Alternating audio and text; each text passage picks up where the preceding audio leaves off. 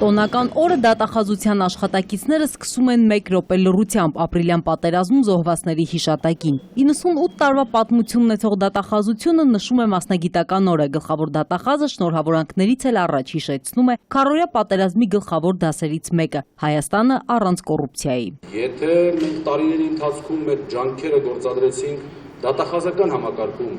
կոռուպցիան բացարձակ, անվերապահ արմատախիլան ենք տեսակետից, հիմա մեր բոլոր ջանքերը պետք է գործադրենք ամբողջ երկրում, երկրի բոլոր օղակներում։ Գլխավոր դատախազն իր գործընկերներին զգուշացնում է, երբ ասում է պետք է պայքարել կոռուպցիայի դեմ, նշանակում է արդեն կա հանձնարարականը, հաջորդ տարի այս օրը պետք է լինեն գոհացուցիչ արդյունքներ։ Նախորդ 2 տարիների ընթացքում մեր հիմնական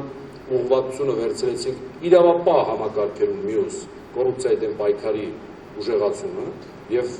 ըստ էության մենք կարող ենք արձանագրել բավականին լուրջ արդյունքներ, որովհետեւ բազմաթիվ քննիչներ, ոստիկաններ դատի տրվեցին, բազմաթիվ քննիչներ եւ ոստիկաններ աշխատանքից ազատվեցին։ Գևորգ Կոստանյանն ուժային մյուս կառույցների ղեկավարներին էլ է կոչ անում միանալ կոռուպցիայի դեմ միասնական պայքարին։ Միասնական աշխատանքի ու արդյունավետ փոխգործակցության արդյունքներից է խոսում նաև Լեռնային Ղարաբաղի գլխավոր դատախազ Արթուր Մոսյանը։ Համոզված եմ, զարգացնելով արդեն ձևավորված ավանդույթները, այդ համագործակցությունը հետ այսու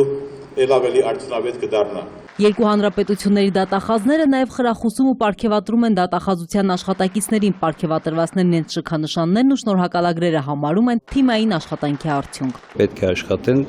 այնպես, ինչպես ընդունված է օրենքով, կարգով։ Պարտավոր ենք անշեղորեն կատարել գլխավոր դատախազի հանձնարարականները։ Ինչ-որ հատուկ բան չեն կարել, բարեխջորեն ենք մեր լիազորությունները, իրավունքներն ու պարտականություններն իրականացնում։ Տոնն ավարտվում է դատախազության նոր օրհներգով, աշխատակիցների մի մասն այն լսում է առաջին անգամ։ Մանուիրիցյան, Խաչատուր Եսայան, ժամը լրատվական։